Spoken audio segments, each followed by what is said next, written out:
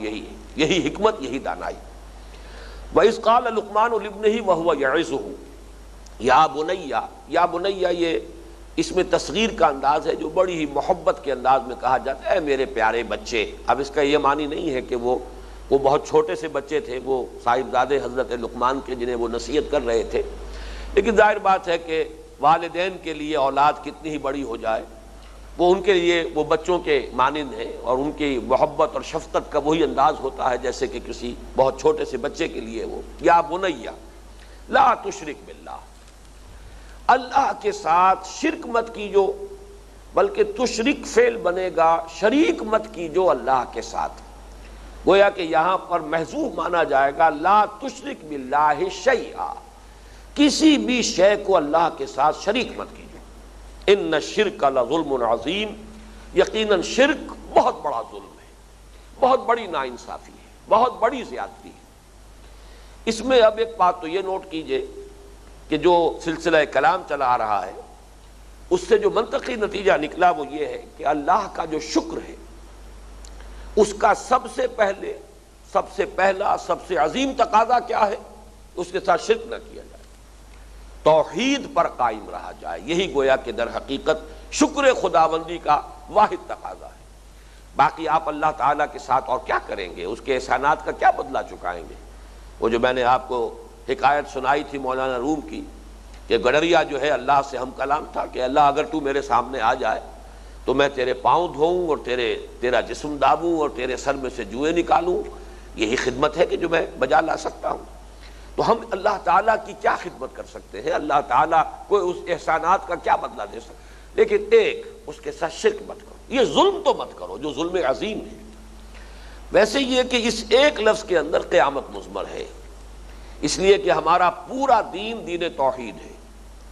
گویا کہ اس کے جتنے بھی اجزاء یا جو حصے آپ شمار کریں گے نظری اعتبار سے، عملی اعتبار سے، وہ سب کے سب در حقیقت توحید ہی کی شاخیں ہوں گی، اسی کی کرولریز ہوں گی، اسی کے تقاضے ہوں گے۔ یہ سب کیا ہے؟ فقط ایک نقطہ ایمان کی تفسیر ہے۔ گویا کہ پورا دین اور پوری شریعت کا معاملہ ایک اعتبار سے توحید ہی کی تفسیر اور تشریح ہے۔ اسی طریقے سے جو شے بھی غلط ہے، باطل ہے، شر ہے، اخلاقی اعتبار سے ہو، علمی اعتبار سے ہو، یہ سب کے سب در حقیقت شرک ہی کی مختلف تعبیرات ہیں۔ ایک ہی شجرہ خبیثہ ہے کہ جس کے یہ برگ و بار ہیں، اسی کی شاخیں ہیں۔ کہیں نہ کہیں کوئی برائی، کوئی غلطی، چاہے اعتقادی ہو چاہے عملی ہو، اجتماعی ہو چاہے انفرادی ہو، اس سب کا رشتہ جو ہے شرک کے ساتھ جڑ جائے گا۔ تو یوں کہیے کہ ہاتھی کے پاؤں میں سب کے پاؤں والی بات ہے۔ ایک لفظ شرک جو ہے، شرک مت کرو، اس کے اندر ایک قیامت مضمر ہے، اور اس کے ضمن میں ظاہر بات ہے کہ اس وقت تفصیل سے گفتگو نہیں ہوگی۔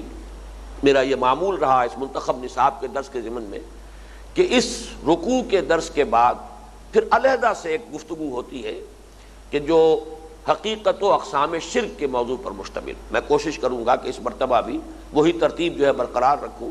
تو یہ ہم درس مکمل کر لیں، اس رکوع کا مطالعہ مکمل کر لیں، اس کے بعد انشاءاللہ حقیقت و اقسام شرک پر ایک مفصل گفتگو ہوگی۔ یہاں جو سلسلہ کلام ہے اس کے اعتبار سے جان لیجئے کہ ابھی تک ہم حکمت کے حوالے سے بات کر رہے ہیں، اور حکمت در حقیقت فطرت صحیحہ اور عقل سلیم کے امتزاج سے وجود میں آتی ہے۔ یہ بات نوٹ کر لیجئے، شرک یہ در حقیقت فطرت کے بھی خلاف ہے اور عقل کے بھی خلاف ہے۔ توحید تقاضائے فطرت بھی ہے، تقاضائے عقل بھی ہے۔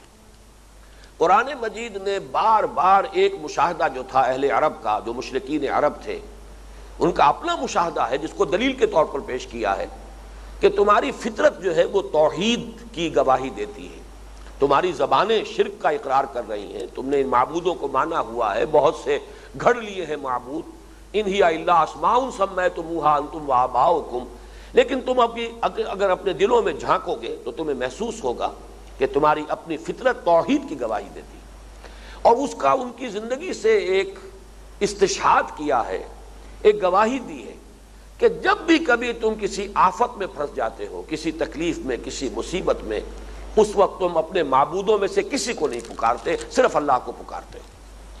چنانچہ یہ ہماری تاریخ اور سیرت کا ایک بڑا مشہور واقعہ ہے یہ واقعہ ہے جو حضرت اکرمہ کے ساتھ پیش آیا. اکرمہ ابن ابی جہل. ابو جہل آپ کو معلوم ہے بہت ہی متکبر قسم کا انسان. تو ظاہر بات ہے کہ پتا پر پوت اور پتی پہ گھوڑا، بہت نہیں تو تھوڑا تھوڑا. حضرت اکرمہ بھی آخر ابو جہل کے بیٹے تھے. فتح مکہ کے بعد جب یہ آخری اعلان ہوئے ہیں کہ اب تو یہ صرف 4 مہینے کی مہلت ہے، اس کے اندر اندر ایمان لے آؤ، ورنہ یہ ہے کہ قتل عام شروع ہو جائے گا، جو یہ سن 9 کے حج میں اعلان ہوا ہے. سورہ توبہ کی ابتدائی آیات جہاں حضرت علی نے حج کے مجمع میں پڑھ کر سنائی ہیں حضور کے نمائندے کی حیثیت سے. اکرمہ نے یہ ماننے سے انکار کیا کہ جان بچانے کے لیے تو اب میں وہ بات نہیں مانوں گا جو آج تک میں نے نہیں مانی. وہی جیسے کہ ابو جہل نے کہا تھا کہ گردن جب میری کاٹو تو ذرا نیچے سے کاٹنا، تاکہ نیزے پر جب میں چڑھاؤ اس کو تو پھر معلوم ہو کہ اونچی نظر آئے کسی سردار کی گردن ہے. یہی انداز اکرمہ کا تھا. اب یہ ہجرت کر کے جا رہے ہیں اکرمہ، چونکہ بعد میں ایمان لے آئے، اس لیے میں تو ادب ہی سے نام لوں گا. اور پھر بہت جہاد میں انہوں نے قتال میں بڑا حصہ لیا ہے، بڑی جواں مردی. بہرحال ابو جہل کا بیٹا، آخر اس کے اندر وہ محاسن تو تھے. ابو جہل میں بھی وہ محاسن موجود تھے جس کی بنا پر حضور نے حضرت عمر کے ساتھ گویا کہ ہم پلہ بنا کر اللہ تعالیٰ کی خدمت میں یہ درخواست کی تھی کہ پروردگار عمرو بن ہشام، یعنی یہ ابو جہل کا اصل نام ہے، اور عمر بن الخطاب میں سے ایک کو تو ضرور میری جھولی میں ڈال دیں. تو حضرت اکرمہ کے بھی بڑے کارہائے نمایاں ہیں بعد میں. لیکن اب یہ جا رہے تھے ہجرت کرتے ہوئے اور یہ حبشہ کی طرف. درمیان میں یہ بحر احمر کو جب کراس کر رہے تھے طوفان آیا اور سب مشرکین تھے کشتی کے اندر. سب نے چیخنا چلانا شروع کیا، صرف اللہ کو پکارنا شروع کیا. سب بھول گئے، نہ لات نہ عزا نہ منات نہ حبل، کوئی نہیں. اس نے کہا اکرمہ نے کہ اگر یہی بات ہے تو یہی، اگر ہماری فطرت کی گواہی یہی ہے تو یہی تو بات ہے کہ جس کی دعوت دے رہے ہیں محمد صلی اللہ علیہ وسلم. واپس آئے، ایمان لے آئے.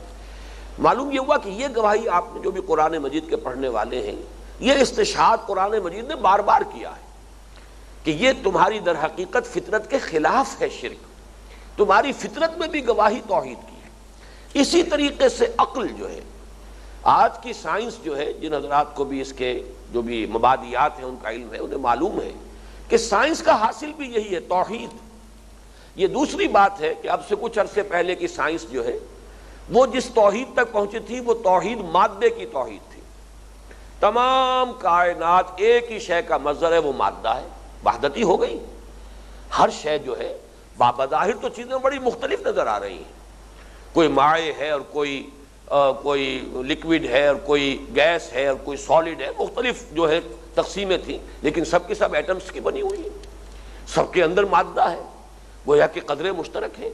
تو در حقیقت سائنس کا بھی عمل یہی ہے کہ تنوع کو اس نے وحدت کی طرف مسلسل دھکیلا ہے. یہ کثرت مظاہر جو ہے اس کے پیچھے حقیقت کوئی ایک ہی ہے کہ جو مضمر ہے. لہذا یا آپ نے یہ کہا کل مادہ ہے، مادے ہی کو گویا کہ آپ نے خدا بنا لیا. لیکن یہ کہ توحید تو آ گئی. صرف یہ کہ مادے کو آپ نے اندھا بہرا مانا ہے، لیکن یہ کہ توحید جو ہے وہ تو منطقی تقاضا ہوا سائنس کا. آج معاملہ اس سے بھی آگے بڑھ چکا ہے، اس لیے کہ اب تو وہ مادے سے گزر کر معاملہ صرف انرجی کا رہ گیا. بیسک فورسز ہوتے ہوتے وہ 4 فورسز جو ہے وہ شمار کی گئی تھی کہ 4 قسم کی فورسز ہیں کائنات کے اندر کل، اور اس کے اندر بھی اب تدریجاً کمی ہو رہی ہے. شاید 2.5 تک بات پہنچ چکی ہے. اس لیے کہ گویا کہ رفتہ رفتہ سائنس اور جو ہماری خاص طور پر فزکس ہے وہ ادھر جا رہی ہے. وہ ایک ہی نوعیت ہوگی در حقیقت، انسان وہاں پہنچ جائے گا. یہ کل موجودات، مادہ تو اب تحلیل ہو چکا، اس کا تو وجود ہی ختم ہو چکا. مادہ اب کسی شے کا نام نہیں رہا، ٹھوس شے نہیں ہے مادہ. اب تو یہ بس انرجی ہی انرجی ہے. انرجی کی مختلف شکلیں ہیں، فورسز ہیں مختلف. وہ فورسز بھی اب جیسا کہ میں نے کہا ان کی تعداد بھی گھٹتی جا رہی. تو در حقیقت سائنس بھی انسان کو توحید کی طرف لے جا رہی ہے. کائنات کے اندر جتنے بھی مظاہر ہیں انسان محسوس کرتا ہے کہ اگرچہ ان میں تنوع ہے، تکثر ہے، کثرت ہے مظاہر کا، کہ لیکن یہ کہ اس کی پشت پر جو ہے اس کے اندر آپ ریڈیوس کرتے چلے جائیں گے، مشترک چیزیں نکالتے چلے آئیں گے، کامن پرنسپلز جو ہیں ان سے ریڈیوس کرتے چلے آئیں گے، تو معلوم ہوگا کہ جیسے کسی شے کا خلاصہ نکلتا چلا آ رہا ہے اور کم سے کم تعداد ہوتی چلی جا رہی ہے. تمام جتنے بھی کیمیکل کمپاؤنڈز تھے، ہم نے کہا کہ یہ ایلیمنٹس جو ہیں اس میں صرف اتنے ہیں. یہ سارے کیمیکل کمپاؤنڈز کی تو تعداد گنی نہیں جا سکتی. لیکن ان میں جو بھی ایلیمنٹس ہیں جو اصل بنیادی ہیں وہ کتنے ہیں؟ وہ چند ہیں۔ اس سے بھی اب آگے جا رہی ہے بات، وہ مختلف ایلیمنٹس بھی کیا ہیں؟ اصل میں تو ایٹمز ہیں، ایٹمز کے اندر وہی ہے، نیوٹرانز ہیں، الیکٹرانز ہیں، پروٹونز ہیں، فوٹونز ہیں، مختلف، اب تو نہ معلوم کتنے نام اس کے نکلتے چلے آ رہے ہیں۔ تو اس اعتبار سے مطابق عقل بھی نہیں ہے شرک، اور مطابق فطرت بھی نہیں ہے۔ فطرت کے مطابق بھی توحید ہے، جس کا سب سے بڑا ثبوت قرآن مجید نے ان مشرکین کے اپنے طرز عمل سے دیا ہے۔ عقل کا تقاضا بھی توحید ہے، کوئی ایک ہے حقیقت واحدہ ہے، وہ کیا ہے یہ دوسری بات ہے، اس کی صفات کیا ہیں، اس کی ایٹریبیوٹس کیا ہیں، یہ بالکل الگ بات ہے، لیکن ہے کوئی ایک شے، چاہے آپ اسے مادہ کہہ دیں، چاہے آپ اسے قوت کہہ دیں، انرجی کہہ دیں، کوئی ایک فورس کہہ دیں، لیکن یہ کہ بہرحال یہ توحید، یہ تقاضا ہے حکمت کا۔ عقل کا تقاضا بھی توحید اور فطرت کا تقاضا بھی توحید۔ اس اعتبار سے فرمایا یا بنی لا تشرک باللہ ان الشرک لظلم عظیم، یقیناً شرک بہت بڑا ظلم ہے۔ ظلم کسے کہتے ہیں؟ امام راغب نے اس کی وضاحت کی ہے، بلکہ عام تو جو بیان کیا جاتا ہے کہ ظلم کیا ہے، وضع شیء فی غیر محلہ، کسی شے کو اس کے اصل مقام سے ہٹا کر کسی اور جگہ پر رکھ دینا، یہ ظلم ہے۔ ہر شے کا اپنا ایک مقام ہے، بلکہ مجھے وہ آیت یاد آ رہی ہے، قرآن مجید میں فرشتوں کی طرف سے یہ کہلوایا گیا ہے وَمَا مِنَّا إِلَّا لَهُ مَقَامٌ مَعْلُوم، ہم میں سے ہر ایک کا ایک مقام و مرتبہ ہے جو معین ہے۔ اسی طریقے سے اس کائنات میں ہر شے کا ایک مقام اور مرتبہ ہے، آپ اس کو اس جگہ پر رکھیں گے وہ صحیح ہے، وہاں سے ہٹا دیں گے یہ ظلم ہوگا، یہ زیادتی ہوگی۔ لیکن یہ کہ امام راغب نے جو مزید وضاحت کی وہ میں بیان کر رہا ہوں، کیا ظلم وضع الشیء فی غیر محلہ اما بنقصان او بزیادت و اما بعدول عن وقتہ او مکانہ، کسی شے میں کوئی کمی کر دینا یہ بھی ظلم ہے، کسی شے میں کوئی زیادتی کر دینا یہ بھی ظلم ہے، اس کا جو اصل مقام ہے اسے تو آپ نے ہٹا دیا۔ ہمارے عام تصور میں تو کمی کرنے کے لیے لفظ ظلم کا استعمال ہوگا، لیکن لغوی اصل کے اعتبار سے زیادہ بھی کر دیا ہے تو یہ بھی ظلم ہے۔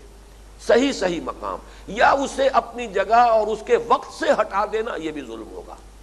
ہر شے زمان و مکان کے کانٹیکسٹ میں جس جگہ ہے وہیں برقرار رکھنا، بس یہ ہے اصل میں جو مطلوب ہے، یہی ہے انسان کی صحت اور فطرت کی، عقل اور فطرت کی صحت کی علامت۔ کسی شے کے اندر کوئی کمی، کوئی بیشی، کوئی اسے اس کی جگہ اور مقام سے اور وقت سے ہٹا دینا یہ ظلم ہے۔ اس اعتبار سے شرک سب سے بڑا ظلم ہے بے ایمانہ۔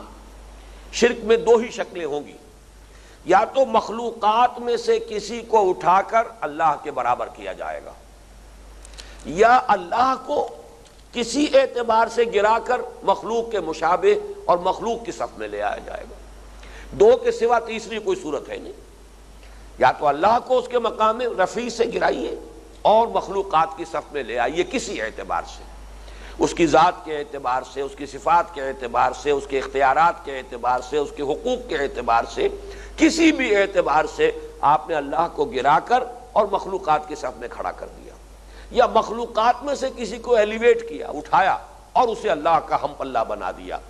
یہ جو الفاظ آتے ہیں اکثر خطبات کے اندر آپ نے سنا ہوگا، لا مثل لہ ولا مثال لہ ولا مثیل لہ ولا ضد لہ ولا ند لہ ولا کفو لہ، کوئی نہ اس کی مثال ہے، نہ مثل ہے کسی اعتبار سے، نہ کفو ہے، نہ برابر ہے، نہ ہمسر ہے، نہ ہم پلہ ہے، وہ ایک یونیک ہستی ہے، بالکل علیحدہ۔ قل هو اللہ احد، کہہ دو کہ اللہ ایک ہے۔ یہ ایک ہے ترجمہ اس کا اصل میں زیادہ صحیح نہیں ہے، اللہ تنہا ہے، اللہ یونیک ہے، کوئی بھی کسی اعتبار سے اس کا مثل یا مثال یا مثیل یا ضد یا ند یا اس کا ہم پلہ یا اس کا ہمسر یا اس کا کفو نہیں۔ یہ نگیشن جو ہے یہ ہے در حقیقت شرک کی ہر کیفیت سے اپنے آپ کو بچا لینا، اور یہ حکمت کا اولین تقاضا، حکمت کا تقاضا اللہ کا شکر، انشکر للہ، اللہ کے شکر کا تقاضا اس کے ساتھ شرک نہ کیا جائے۔ اللہ تعالی ہم سب کو اس کی توفیق عطا فرمائے، جیسے کہ حضور کے خطبے میں آتا ہے یا ایھا الناس وحدوا اللہ فإن التوحید رأس الطاعات، اس توحید میں آگے سے آگے انسان بڑھتا چلا جائے۔ اس پر تو انشاءاللہ تفصیلی گفتگو علیحدہ سے ہوگی، اس لیے کہ جب ہم اقسام شرک پر گفتگو کریں گے تو لا محالہ اس کے ساتھ چونکہ ہر شے کی ضد جو ہے وہ خود بخود واضح ہو جاتی ہے۔ تعرف الاشیاء بازدادها، تو جب اقسام شرک کو سمجھیں گے تو خود بخود توحید کے جو مختلف تقاضے ہیں وہ بھی نمایاں ہوتے چلے جائیں گے۔ بارک اللہ لی ولکم فی القرآن العظیم ونفعنی